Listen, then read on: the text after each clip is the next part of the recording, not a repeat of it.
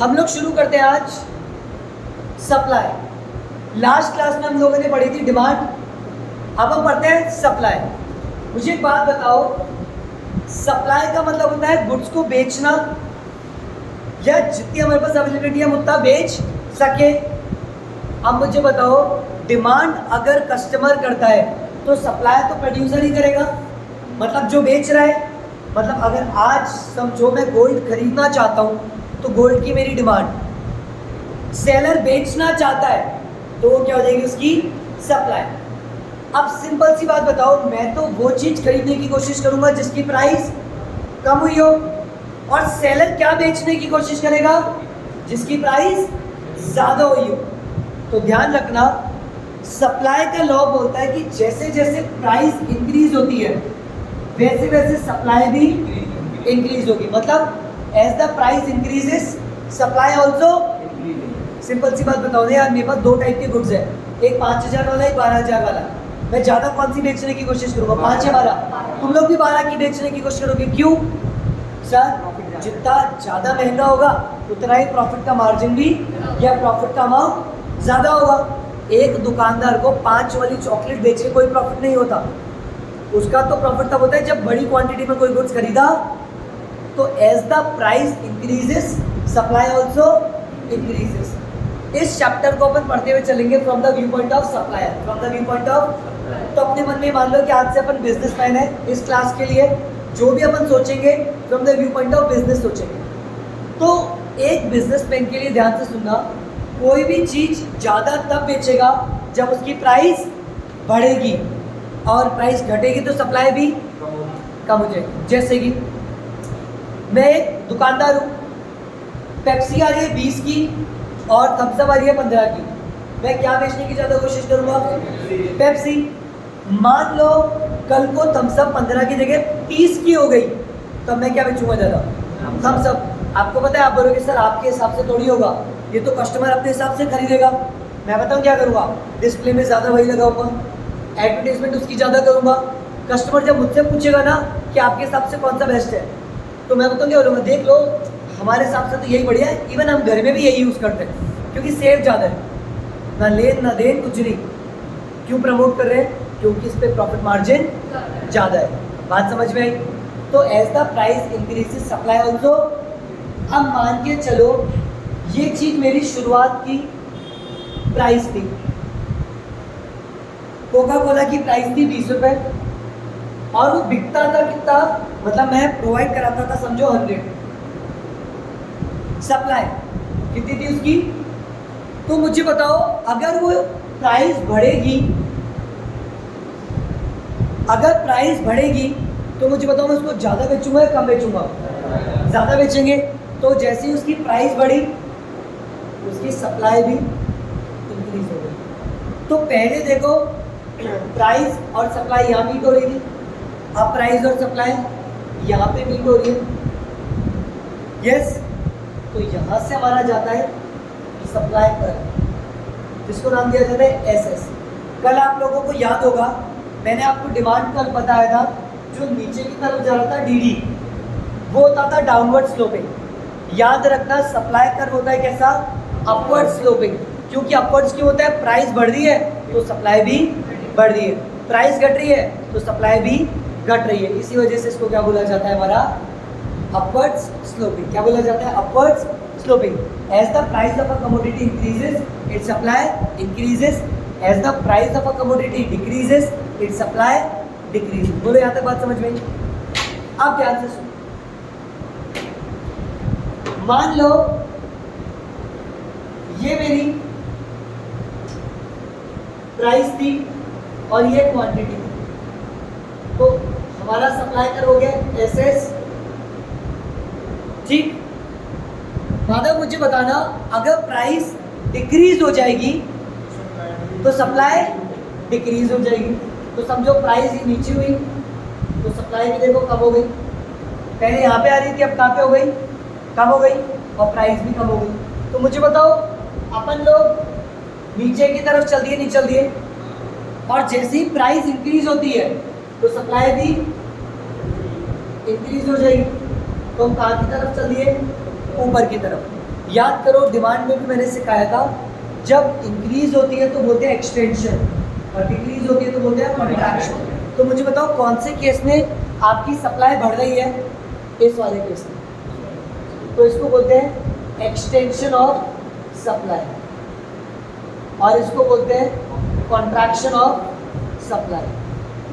Contraction of supply, इसको तो बोलते हैं एक्सटेंशन ऑफ सप्लाई मतलब इंक्रीज होना सप्लाई में, और उसको क्या बोलते हैं कॉन्ट्रैक्शन ऑफ सप्लाई मतलब सप्लाई में डिक्रीज होना। एक सिंपल सी चीज याद रखना, ये जो सप्लाई बढ़ रही है या सप्लाई घट रही है, इसके पीछे का रीजन क्या है?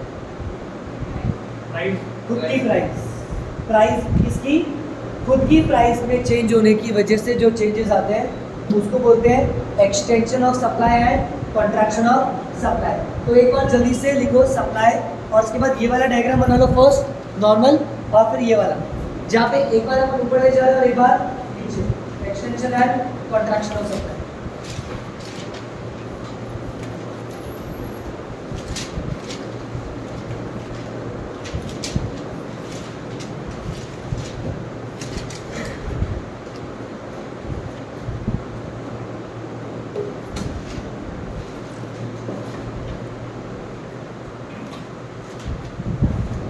Extension and contraction of supply, ये तो नॉर्मल सप्लाई का कर्व हो गया।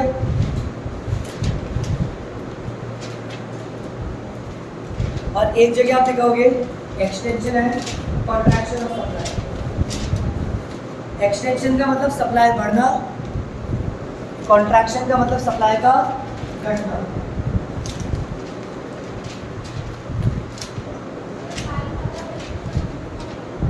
ये चीज हाँ सुनना मेरी बात, अगर प्राइस बढ़ेगी तो कस्टमर कम खरीदेगा पर सप्लायर ज़्यादा बेचने की कोशिश करेगा। तो जहाँ पे बायर और सप्लायर मिल जाते हैं ना, वहाँ पे मार्केट की क्या हो जाती है इक्विलिब्रियम। कस्टमर हमेशा वो चीज़ खरीदना चाहते हैं जो सस्ती हो, बायर वो बेचना चाहते हैं जब उसकी प्राइस बढ़ी हुई है। तो जहाँ पे दोनों इंटरसेक्ट कर जाते हैं ना, वहाँ पे प्राइस अप होती है।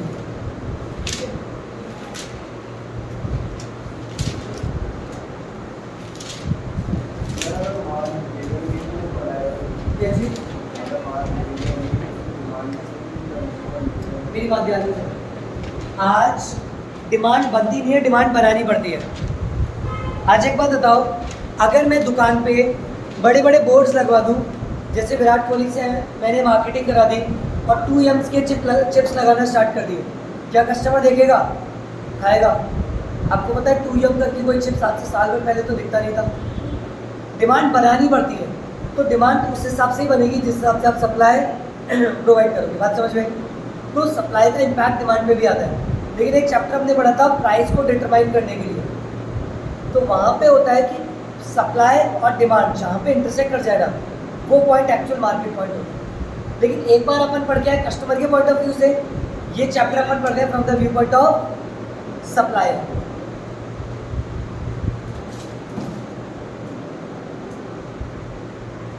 आपको सिर्फ और सिर्फ अभी कस्टमर नहीं सोचना, आपको अपने बारे में देख के चलना, अपन सप्लायर है।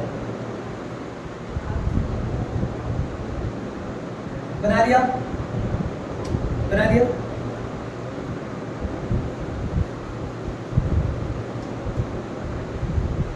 अब मुझे एक बात बताओ, क्या मेरे गुड्स की सप्लाई किसी और के प्रोडक्ट की वजह से चेंज हो सकती है क्या?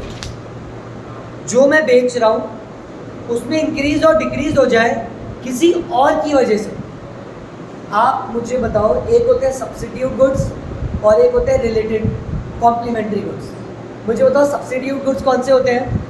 वो गुड्स जो एक दूसरे की जगह सब्स्टिट्यूट किए जा सकते हैं, जैसे विंडो एसी और स्प्लिट एसी, जैसे कोला पेप्सी या फिर टी कॉफ़ी। अच्छा मुझे एक बात बताओ, अगर मुझे यहाँ से मणिपाल चने बाइक करवा के तो कौन सी आप यूज़ कर सकता हूँ? ओला उबर। तो बोथ आर सब्स्टिट्यूट और नॉट? मैं कभी कभार देखता हूँ ओला पे राइड अवेलेबल नहीं है, तो अपन क्या करते हैं? उबर फोटो करा लो। तो अगर ये नहीं है तो ये वाले पे चलेगा, दैट इज सब्स्टिट्यूट। भैया माजा है क्या? बोले नहीं, तो काम करो फ्रूटी दे दो। होता है, इसी को क्या बोला जाता है? हमारा सब्स्टिट्यूट गुड्स। जो एक गुड्स दूसरे के गुड्स की जगह पे क्या हो जाए? सब्स्टिट्यूट हो जाए उसी को क्या बोला जाता है, सब्स्टिट्यूट गुड्स। तो मेरी बात ध्यान से सुनो, हम लोग हमारा मेन गुड्स बना के चलते हैं पेप्सी को। किसको? मान लो पेप्सी आ रही थी 20 रुपए की और हम उसको 100 यूनिट्स बेच रहे थे, जहां पे इंटरसेक्ट किया हमारी सप्लाई एसएस। ये हमारा मेन गुड्स कौन सा है? पेप्सी। मार्केट में एक और गुड्स बिक रहा था, कोका कोला। पहले वो आती थी 20 की तो बिकती थी 100। मुझे बताओ पेप्सी और कोला क्या दोनों सब्स्टिट्यूट गुड्स है या नहीं? क्या पेप्सी को हम सब्स्टिट्यूट कर सकते हैं कोला से? हाँ, दोनों का टेस्ट लगभग सेम है। तो मान लो पेप्सी हो गई 20 की जगह कितने की? 25 की। तो जैसे जैसे प्राइस बढ़ेगी वैसे वैसे सप्लाई भी, as the price increases supply also, तो इसकी सप्लाई बढ़ गई। तो मुझे बताओ, अब एक दुकानदार को पेप्सी बेच के ज्यादा फायदा होगा या कोला बेच के ज्यादा फायदा होगा? कोला बेच के होगा। तो जो सप्लायर पहले सिर्फ पेप्सी बेच रहे थे वो लोग भी अब क्या रखने लग जाएंगे, और जो पहले सिर्फ पेप्सी पे फोकस करते थे अब वो भी किस पे फोकस करेंगे? मुझे बताओ पेप्सी की प्राइस पहले कितनी थी, आज भी कितनी है? पहले उसकी डिमांड कितनी थी? 100, लेकिन अब क्या हो जाएगी? कम, क्योंकि दुकानदार अब क्या बेचना चाहता है? कोला, क्योंकि उसमें मार्जिन ज़्यादा है। तो मान लो इसकी प्राइस कितनी हो गई? कम हो गई। सॉरी, प्राइस तो उतनी है लेकिन उसकी क्या हो गई? सप्लाई कम हो गई। 100 से कितनी हो गई? 80। प्राइस तो आज भी कितनी है? वही। तो जहाँ पे प्राइस और क्वांटिटी एक दूसरे से मैच कर जाते हैं वहीं से हमारा सप्लाई कर्व चालू होता है, S1 और S2। मुझे बताओ क्या दो सप्लाई कर्व बने? The answer is yes. पहले मैं कहाँ पर था और अब कहाँ पर हूँ? मैं राइटवर्ड गया या लेफ्टवर्ड गया? लेफ्टवर्ड। तो इसको बोलते हैं डिक्रीज इन सप्लाई। क्या बोलते हैं? Decrease in. तो मुझे बताओ मेरी सप्लाई कम क्यों हुई? क्योंकि सब्स्टिट्यूट की प्राइस बढ़ गई। तो उसकी प्राइस बढ़ने से मेरी क्या हो गई? मान लो, इधर सोचो, हमारे सी इंस्टीट्यूट ने ऐसा बोला, मान लो थोड़ा सा सोचना लॉजिकली। हमारे सी इंस्टीट्यूट ने ऐसे बोला कि मिनिमम फीस जो आप एक सीए इंटर के बच्चे से चार्ज करोगे दैट विल बी 70,000। ऐसे बोल दिया कि आप मिनिमम कितना चार्ज करोगे? 70,000। जो अभी चल रही थी 40,000, तो कितने से बढ़ गई? तो अब हम इंटर ज़्यादा पढ़ाने की कोशिश करेंगे कम? क्यों? क्योंकि उसकी अमाउंट बढ़ गई तो हम सप्लाई ज़्यादा देने की। मैं इवनिंग बैच में किसका स्टार्ट कर दूंगा? इंटर का। मुझे बताओ जहाँ 12th में 20,000 मिल रहे थे, इंटर में 50 मिल रहे थे, तो मैं क्या पढ़ाऊंगा ज़्यादा? इंटर। 12th की फीस आज भी कितनी है? 20,000, लेकिन अब मैंने 12th को क्या कर दिया? कम कर दिया। क्यों कर दिया? क्योंकि इंटर की प्राइस बढ़ गई। सेम इस तरीके से हुआ है, कोला की प्राइस बढ़ने से पेप्सी की सप्लाई कम हो गई। तो लॉजिक समझ में आया? अगर ये लॉजिक समझ में आया ना, आई प्रॉमिस तुम्हारा क्वेश्चन गलत नहीं होगा, क्योंकि तुमसे यही पूछा जाएगा कि पेप्सी और कोला दो सब्स्टिट्यूट गुड्स है, बताओ अगर कोला की प्राइस बढ़ती है तो तुम्हारे मेन गुड्स पे क्या इम्पैक्ट होगा? सर ये है मेन गुड्स का इम्पैक्ट। बात समझ में? दोनों ग्राफ हम बनाएंगे, दोनों ग्राफ को एक्सप्लेन करेंगे, पर उससे पहले इंपॉर्टेंट था आपको चीज़ें समझ में आए, क्योंकि क्वेश्चन तो मैं एक दिन लास्ट एग्जाम से एक दिन पहले भी बता सकता हूँ कि ये क्वेश्चन आएंगे, ये पढ़ जाना और ये सब लिखना है, लेकिन यहाँ तुम्हें अगर समझ में आ गया ना तो लिखने में फिनिशिंग आ जाएगी और डायग्राम अच्छे बनने स्टार्ट हो जाएंगे। ठीक, इसको क्या बोलते हैं? हाँ सुनो, प्राइस कम होती है तो डिमांड बढ़ती है, ये कस्टमर के पॉइंट ऑफ व्यू से। प्राइस कम होती है तो डिमांड बढ़ती है, ये कस्टमर का व्यू पॉइंट है। प्राइस बढ़ती है तो सप्लाई बढ़ती है, ये सेलर का व्यू पॉइंट है। मैं कस्टमर के पॉइंट ऑफ व्यू से नहीं जा रहा, आप अभी मार्केट के पॉइंट ऑफ व्यू से जा रहे हो। सेलर एक अलग होता है, बायर अलग। जब ये दोनों मिलते हैं वहाँ पे डिसाइड की जाती है एक्चुअल प्राइस। मैं अभी प्राइस की बात नहीं कर रहा, मैं ये बेचना चाहता हूँ, कस्टमर खरीदना चाहता है। कस्टमर तो 1 रुपये में दुनिया खरीदना चाहता है, तो बेच तोड़ दूंगा। आपने मुझे बोला कि भैया यार 200 में पढ़ा दो, सारे सब्जेक्ट हम सब पढ़ लेंगे। ये आपकी डिमांड है। मैंने बोला 1 लाख में पढ़ दो, सबको पढ़ा दूंगा। ये मेरी सप्लाई है। जहाँ पे दोनों मीट कर जाएंगे वहाँ पे एक्चुअल प्राइस निकलते हैं। लेकिन एक बार पॉइंट ऑफ व्यू देखा जाएगा आपका, मतलब कस्टमर, और एक बार व्यू पॉइंट देखा जाएगा सेलर, मतलब सप्लाई। अब पूछो।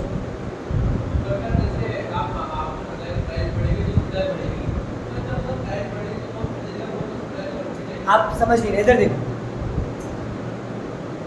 बेटा, तो एक बार ये, इसके बाद एक अगला चैप्टर चलता है, मैं उसी की बात आपको बताता हूँ। इधर देखो, जब प्राइस 1 रुपये है तो मुझे बताओ डिमांड ज़्यादा होगी कम होगी? डिमांड ज़्यादा।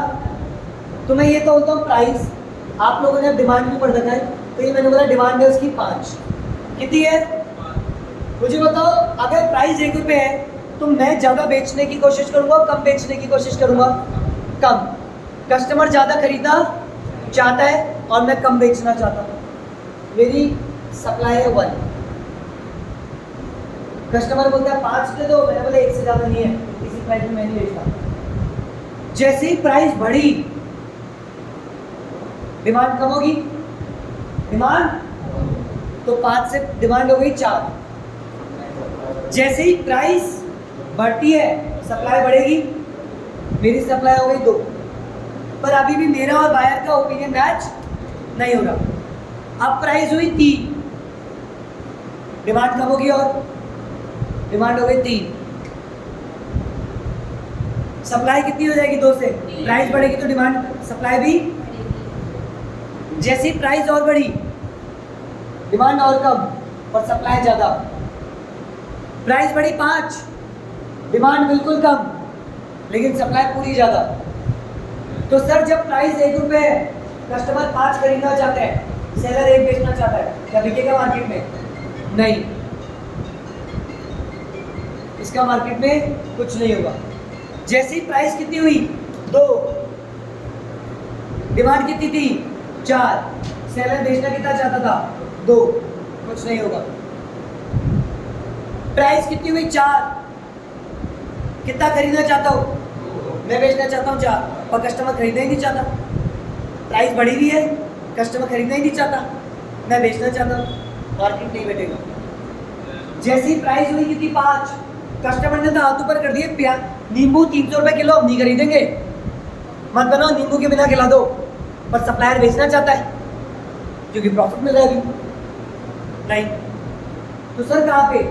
एक ऐसा पॉइंट जहाँ पे डिमांड और सप्लाई इक्वल आ जाए, जहाँ पे डिमांड और सप्लाई, हमने या हमारी मदर ने बाहर पूछा कि आलू कैसे दिए, उसने बोला 30 रुपये किलो। मम्मी ने बोला 15 रुपये लगाओ ना। 30 रुपये में वो सप्लाई दे रहा है, 15 रुपये में हम खरीदना चाहते हैं, नहीं बैठेगा ना। फिर थोड़ा वो कम करेगा, थोड़ा हम इंक्रीज करेंगे। दोनों ने बोला चलो 24 रुपये किलो फाइनल करते हैं, this is the equilibrium price. पर वो 30 रुपये में ज़्यादा बेचना चाहता था, बोलता है 30 के हिसाब से ले लो, अपन बोलते थे 15 के हिसाब से, आया ना। जहाँ पे मिड आता है वहाँ पे प्राइस डिसाइड होती है। पर अभी अपन पढ़ रहे हैं सिर्फ और सिर्फ व्यू पॉइंट किसका? सेलर का। No buyer, only seller. पहले पढ़ा था ओनली बायर, अब पढ़ रहे हैं ओनली सेलर। ये जो चैप्टर मैंने आपको अभी बता दिया, ये था बोथ बायर एंड सेलर, ये एक्चुअल मार्केट होती है। ठीक है, बात समझ में क्लियर? अभी ठीक था?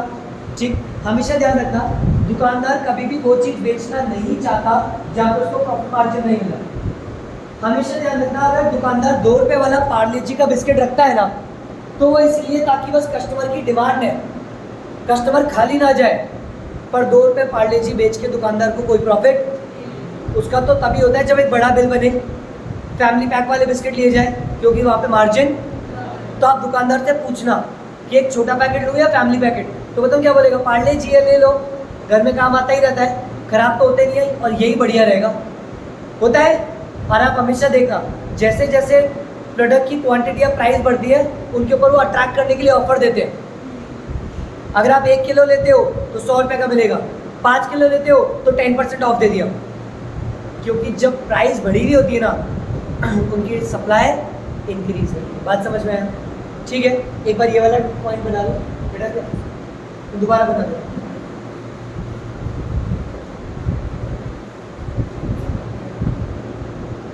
अच्छा, अब आप लोग ही मुझे बताना, ये पेप्सी की प्राइस थी 20 रुपए।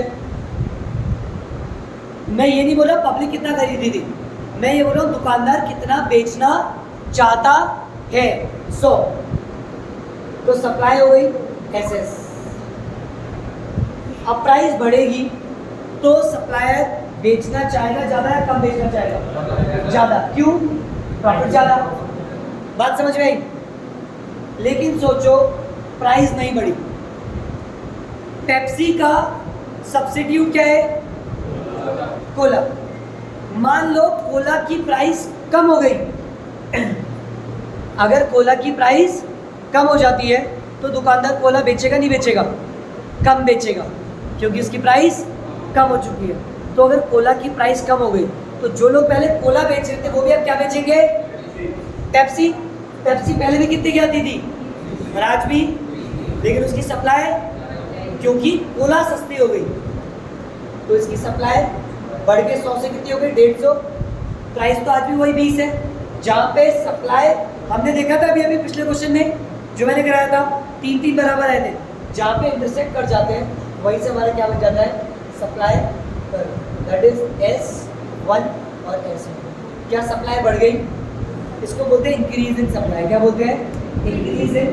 क्या मेरी खुद की प्राइस चेंज हुई? The answer is no. तो ये चेंज क्यों हुआ?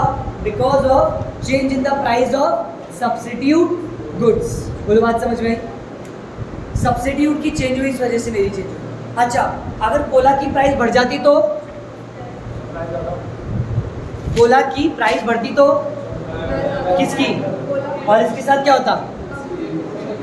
इसकी कम हो जाती तो ये उल्टी तरफ आ जाता, इस तरफ लेफ्टवर्ड हो जाता। तो जब लेफ्टवर्ड आता है उसको बोलते हैं डिक्रीज इन सप्लाई, और जब राइटवर्ड जाते हैं तो क्या बोलते हैं? Increase in supply. अब एक बार ये बना लो और चाहो तो नाम दे देना। ये गुड्स था हमारा पेप्सी, और जो हमारा दूसरा गुड था वो कौन सा था? कोला। बना लो।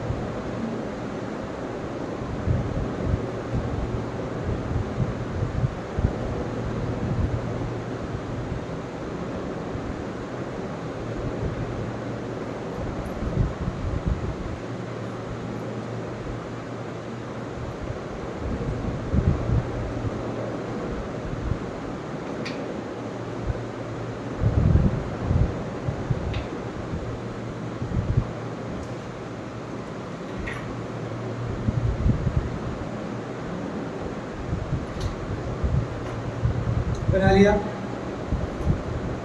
इसको अपन क्या बोलते हैं? इंक्रीज और डिक्रीज, है ना। एक छोटा सा फर्क समझो, इंक्रीज डिक्रीज एक्सटेंशन कॉन्ट्रैक्शन में फर्क ये है कि जब मेरी खुद की प्राइस चेंज होगी ना तब तो होगा एक्सटेंशन या कॉन्ट्रैक्शन। मैं नया कर्व नहीं बनाता, उसी पे या तो ऊपर जाऊंगा या फिर नीचे। लेकिन जब किसी और की प्राइस की वजह से मेरी सप्लाई चेंज होगी तो या तो होगा इंक्रीज या होगा डिक्रीज, और मैं बनाऊंगा नया सप्लाई कर्व। क्या बनाऊंगा? नया, या तो राइटवर्ड या फिर लेफ्टवर्ड। सीधे हाथ की तरफ जा रहे हैं तो मतलब इंक्रीज, उल्टे हाथ की तरफ आ रहा है तो डिक्रीज। बोलो बात समझ में? अच्छा, मेरी एक बात ध्यान से सुनो, बहुत ही ध्यान से सुनो। क्या अपन किसी गुड्स की प्राइस इंक्रीज और डिक्रीज डायरेक्टली मार्केट में कर सकते हैं क्या? मैं आपको बता देता हूँ, नहीं कर सकते। अपन उसकी प्राइस इंक्रीज और डिक्रीज नहीं कर सकते मार्केट के अंदर। सर मतलब अगर आज मैं बोलता हूँ कैडबरी की कंपनी में आग लग जाए तो मुझे बताओ लॉस होगा ही नहीं होगा? होगा। तो लॉस होगा तो क्या डेयरी मिल्क अपनी प्राइस बढ़ा सकती है क्या? सर अगर उसने प्राइस बढ़ा दी ना, कस्टमर डेयरी मिल्क खाना बंद कर देंगे, हर कोई किटकैट या दूसरी चॉकलेट पे शिफ्ट हो जाएगा। आप लोग देख लेते हैं सारी चॉकलेट्स लगभग एक साथ चलती है। 5 वाली तो सब 5 वाली, 10 वाली तो सब 10 वाली। क्वांटिटी कम कर देंगे लेकिन प्राइस चेंज, या आपको अट्रैक्ट करने की कोशिश करते हैं अलग अलग तरीके से, है ना। फेब्रुवरी के वीक में वो हार्ट बना के डालना स्टार्ट कर दिया, या फिर कुछ ना कुछ। आप देखना पहले 10 वाली चॉकलेट में फॉइल पेपर आता था, लेकिन अब नहीं आता। कॉस्ट कटिंग हुई है ये, लेकिन प्राइस चेंज नहीं हुई। क्योंकि जब प्राइस चेंज होती है ना, कस्टमर को बड़ा दुख होता है, मतलब कस्टमर हैबिचुअल नहीं होता पे करने का। और इसी के पीछे रियलिटी स्टोरी सुनाता हूँ तुम लोगों को आज। आपको याद है एलपीजी सिलेंडर्स पहले 500 और 600 के मिलते थे, सरकार हमें 400 रुपये की सब्सिडी देती थी। फिर सरकार ने सोचा कि इसकी सब्सिडी हटाओ, तो अगर डायरेक्ट कस्टमर से 1000 रुपये मांगते ना, रोड पे आ जाते लोग और दंगे स्टार्ट हो जाते कि सरकार हटाओ ये चीज़ें करो। तो सरकार ने पहले टीवी एडवर्टीजमेंट दिए। मैंने मेरी माता जी को घर में चूल्हे पे रोटी बनाते हुए देखा है। गिव अप सब्सिडी, अपनी सब्सिडी गिव अप करो, छोड़ दो, और 1000 में सिलेंडर खरीदो ताकि किसी और के घर में सिलेंडर यूज़ हो सके। आधे लोग माने, आधे लोग। फिर सरकार ने बोला कि आपको 1000 रुपये पे करने हैं और आपके 400 रुपये बैंक अकाउंट में आ जाएंगे। कितने लोगों को ये बात पता है? सब्सिडी में यही हुआ था कि 600 की जगह आपको 1000 रुपये पे करने हैं और 400 रुपये की सब्सिडी आपके बैंक अकाउंट में आएगी। सर हमारा सब्सिडी देना कभी मोटिव नहीं था। हमारा मोटिव ये था सरकार का कि जब भी कस्टमर के घर पे लाल रंग का सिलेंडर पहुँचे तो कस्टमर की जेब से 500 की जगह कितने रुपये निकलने चाहिए? 1000। उसको हैबिचुअल बनाना था। क्योंकि कभी भी सब्सिडी आती है क्या, तुमने कभी भी अपने बैंक अकाउंट में चेक कराया क्या? कोई चेक नहीं करता, और तुम्हें पता भी नहीं होगा अब सब्सिडी मिलना बंद भी हो गई, बंद हो गई। लेकिन उस समय बंद कर देते ना, झगड़े हो जाते। तो प्राइस एकाएक चेंज। मेरा पॉइंट क्या आता है, मान लो जो कैडबरी का मटेरियल मैं लाता था, पहले वो मुझे 7 रुपये का पड़ता था और मैं बेचता था, कितने का प्रॉफिट कमाता था? 3। अब वो मटेरियल मुझे 5 का पड़ने लग गया मटेरियल, तो मैं प्राइस कम करूँगा या 10 में ही बेचूँ? 10 में ही बेचूँ। ये तो मेरी इंटरनल बातें हैं। मेरा लेबर सस्ता हो गया, मुझे बढ़िया सप्लायर मिल गया जहाँ से मैं रॉ मटेरियल खरीदूँ। तो अब कितने में बना रहा हूँ और मार्केट में कितने का बिक रहा है? तो मुझे बताओ सप्लाई बढ़ेगी नहीं बढ़ेगी? मुझे बताओ प्राइस तो आज भी 10 ही है, पर फिर भी मैंने सप्लाई क्यों बढ़ा दी? क्योंकि उसकी कॉस्ट कम हो गई। बात समझ में आया? तो अगर आपकी कॉस्ट ऑफ प्रोडक्शन कम हो जाती है तो आप उसकी सप्लाई भी इंक्रीज कर दोगे। बोलो बात समझ में क्लियर? बात समझ में आई? ठीक। तो ये क्या हो जाता है, आपका कॉस्ट ऑफ प्रोडक्शन अगर कम हो रहा है तो आपकी सप्लाई भी बढ़ जाएगी। अच्छा एक और चीज लास्ट, अच्छा पॉइंट है सीखना।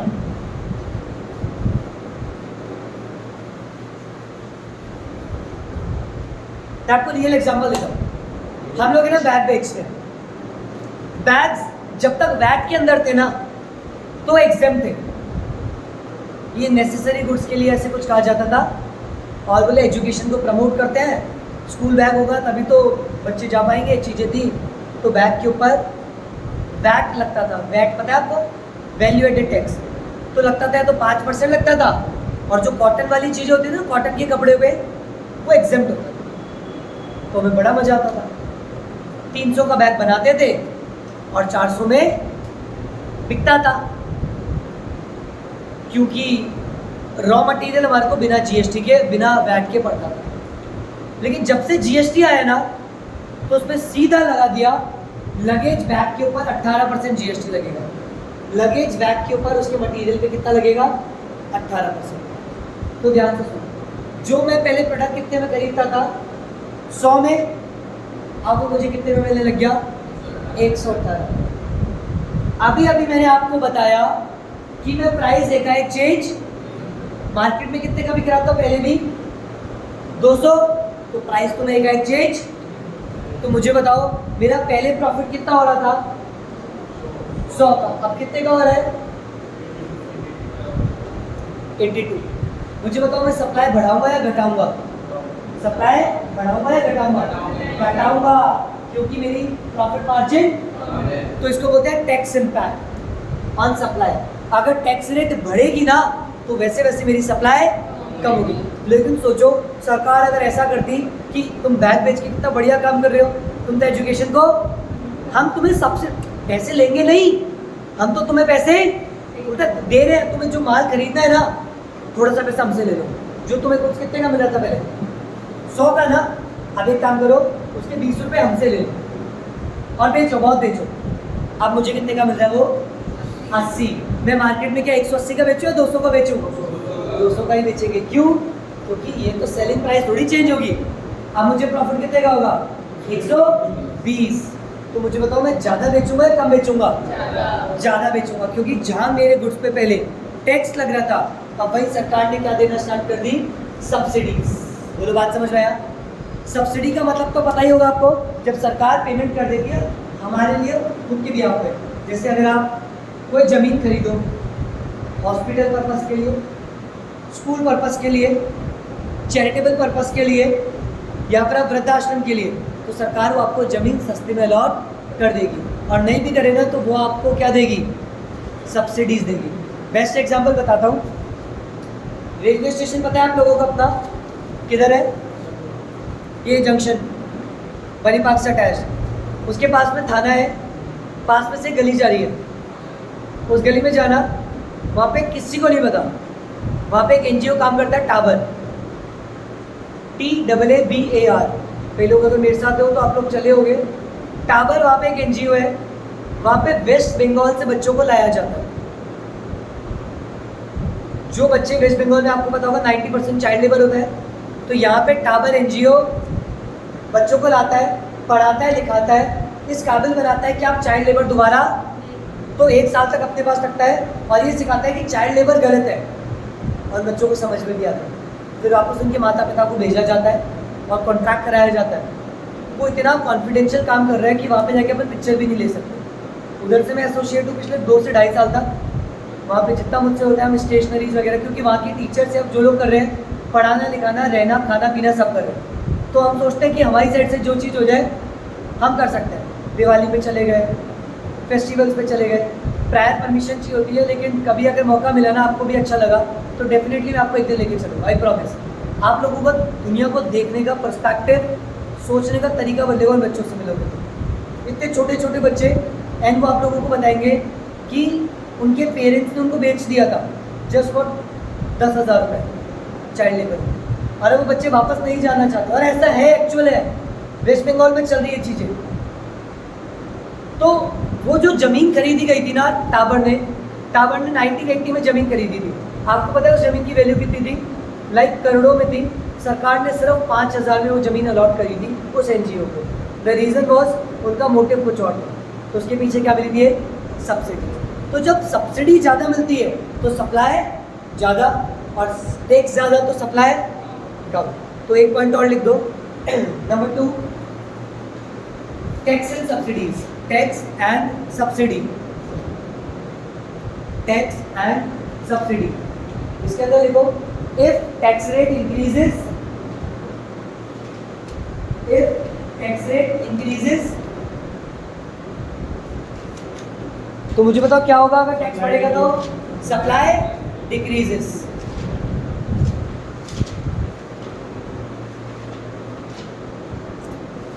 If tax rate increases supply decreases. और अगर टैक्स कम होगा तो tax rate decreases supply increases, और इफ टैक्स इंक्रीजेस सप्लाई, दोनों लिख दिए। ऐसे लिख दो, if subsidy increases supply also increase, subsidy decrease supply decrease.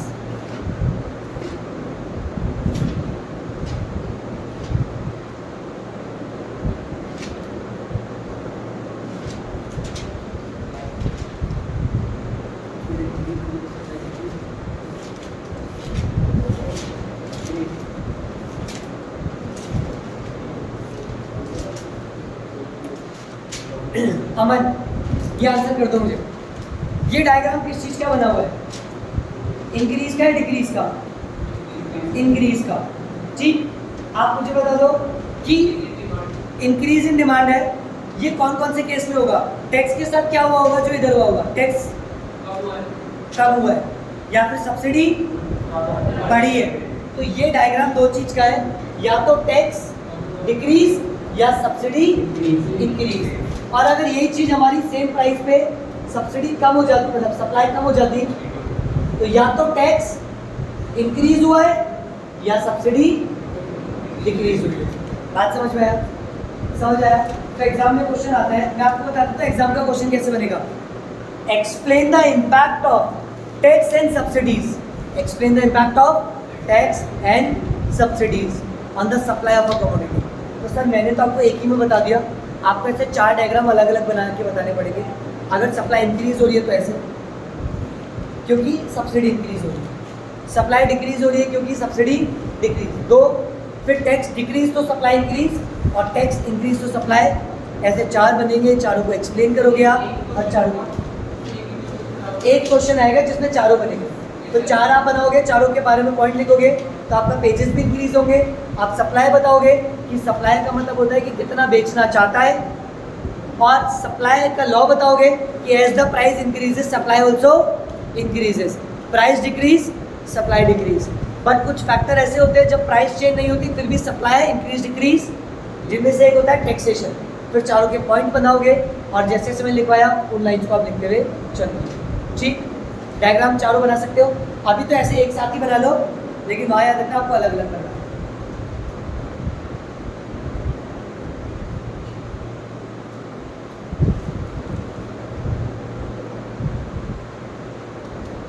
Yash, law of supply क्या बोलता है?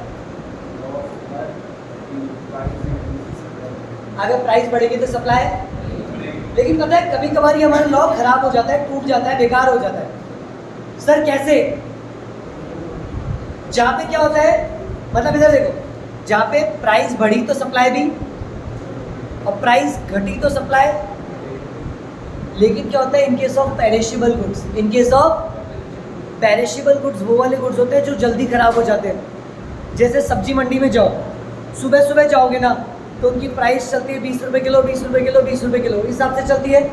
दिन तक होती है, उसको पता है अगर बिकी नहीं तो सब्जियाँ वो मिलेगा 20 रुपये की 4 किलो, 20 की 4 किलो, 5 मिनट आओगे मिलेगा 20 रुपये की 5 किलो। प्राइस कम होके भी सप्लाई बढ़ जाती है in case of perishable goods. कभी पताशी वाले के पास जाना, शुरू में जाओगे तो वो आपको ऐसे बोल देगा 10 की 5 खिलाऊंगा, ऐसे कुछ। लेकिन जब अपना ठेला लेके जा रहा हो उसके बाद थोड़ी सी पताशी बढ़ती है ना, तो उतने ही पैसे में वो एक्स्ट्रा भी खिला देता है, पानी भी ज़्यादा पैक करके दे देता है, मसाला भी पूरा दे देता है, क्योंकि उसको रीज़न क्या पता है, नहीं तो खराब या बेच दो। तो कम प्राइस पे भी वो ज़्यादा सप्लाई करने को रेडी है। तो यहाँ पे हमारा लॉ ऑफ सप्लाई खत्म हो जाता है। एक और चीज़, मान लो मैंने बोला सोचो सोगानी पेंटिंग्स बनाती है, क्या बनाती है?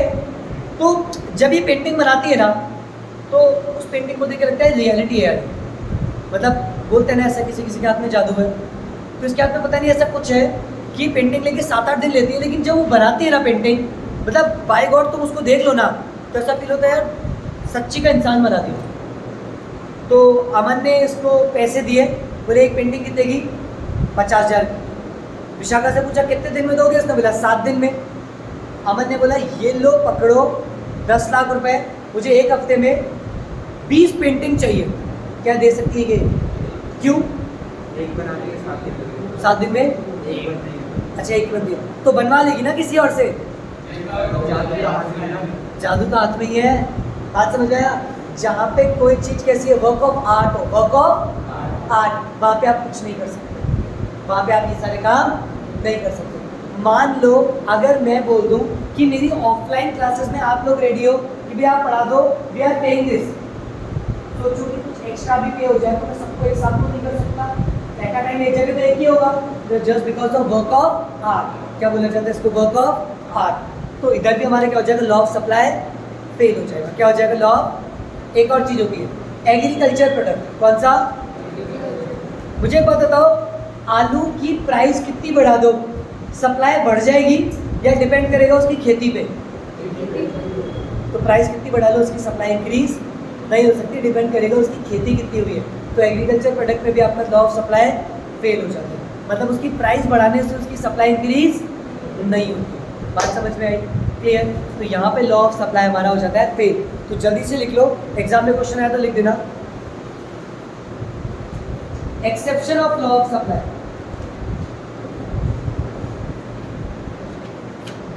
Exception of law of supply.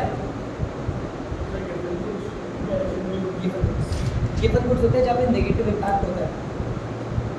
सबसे पहले लिखो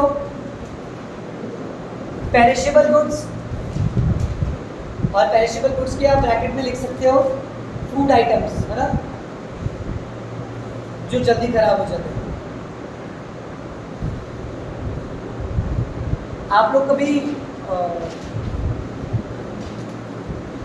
ये वीकेआई रोड पे कौन कौन से बड़े बड़े मॉल कौन से हैं? वो डीमार्ट, और कौन सा है? रिलायंस, मेट्रो, मुझे याद नहीं आता। आप वहाँ पे जाओ तो वहाँ पे आपको है ना कोल्ड ड्रिंक्स के बहुत सारे ऑफर मिलते हैं। मेक श्योर आपका ध्यान एकदम सही हो। वो बोलता है 70 रुपये में बाय 1 गेट 1, और वो तो सही है, और पेप्सी मिल रही है buy 1 get 1। Make sure to check the manufacturing and expiry date. Sir expiry नहीं बेचते, लेकिन बस एक्सपायरी आने वाली होती है। मतलब ऐसा होता है आज डेट है, 30 दिन बाद ये खराब हो जाएगी, तो उनको पता है अगर ये नहीं बिकी तो कोई खरीदेगा, और अब लीगली बेच भी नहीं सकते, तो इसीलिए क्या करते हैं, सेम प्राइस पे वो सप्लाई बढ़ा देते हैं, पेरिशेबल गुड्स। तो यहाँ पे लॉ ऑफ सप्लाई आपका तो पेरिशेबल गुड्स। नंबर 2 लिख लो एग्रीकल्चर प्रोडक्ट।